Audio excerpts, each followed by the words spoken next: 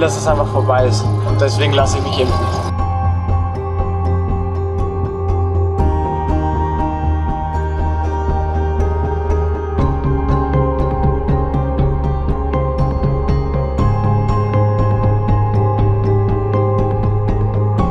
Wenn Sie mich fragen, ob ich Ihrem 16-jährigen Sohn eine Covid-Impfung empfehlen würde, dann würde ich ja sagen und hinzufügen, dass ich Sie sehr gut beraten würde und Ihnen alles sage, was damit im Zusammenhang wichtig ist. Dass es Nebenwirkungen geben kann, dass Covid bei 16-Jährigen in der Regel leicht verläuft.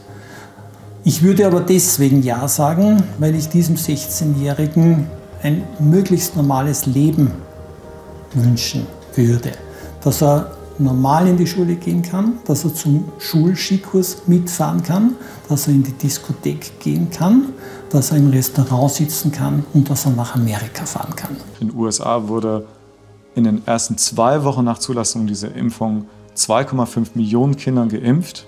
Man kann sagen, oh super, es sind wenige schwere Nebenwirkungen gemeldet worden, vielleicht ist die Impfung ziemlich sicher. Ich glaube auch, dass sie ziemlich sicher ist, aber ich weiß nicht, wie sicher, weil auch dort die Pharmakovigilanz nicht so herrscht, dass man wirklich einen 1:1 Vergleich hat mit den Nicht-Geimpften.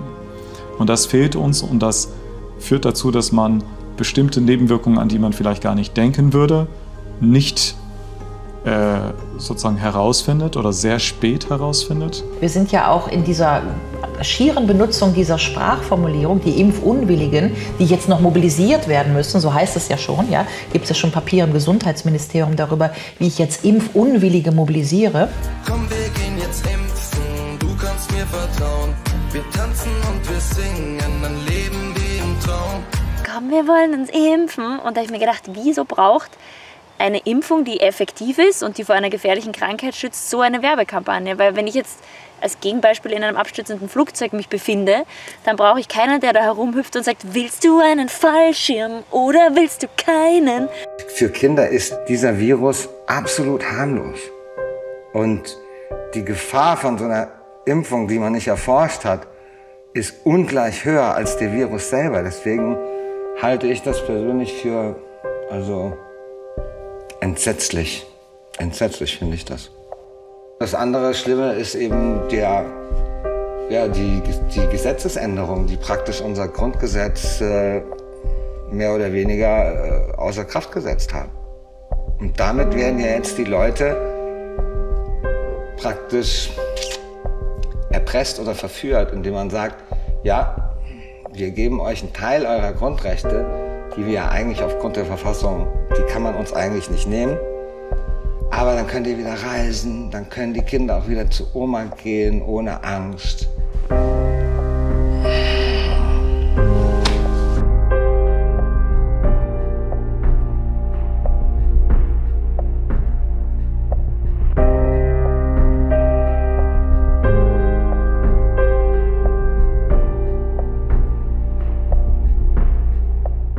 Ich bin der Meinung, ich habe als Mutter die Verantwortung dafür, mein Kind vor Aktionismus der Politik, um eine Scheinsicherheit zu gewährleisten, zu schützen. Ich bin nicht bereit, mein Kind für dieses Experiment zur Verfügung zu stellen. Es war, wie gesagt, bisher bei Impfungen sehr, sehr selten der Fall, dass späte schwere Nebenwirkungen aufgetreten sind. In den letzten Jahren war es eigentlich nur die eine Influenza-Impfung, Pandemrix, die die Narkolepsie bedingt hat. Ausschließen kann man es nicht. Aber ich hoffe, dass es auch bei der Covid-19-Impfung eben nicht so sein wird. Das Versprechen kann ich Ihnen nicht geben. Man sollte endlich die Kinder in Ruhe lassen. Sie spielen keine Rolle oder keine relevante Rolle in diesem ganzen Thema. Und wir müssen uns jetzt wirklich endlich fragen, wie weit wir noch gehen wollen. Wir haben jetzt ein Jahr lang die Bedürfnisse der Kinder an allerletzte Stelle gereicht. Komplett konträr zu unserem Auftrag als Erwachsene in dieser Gesellschaft, nämlich die Schutzbefohlenen zu schützen.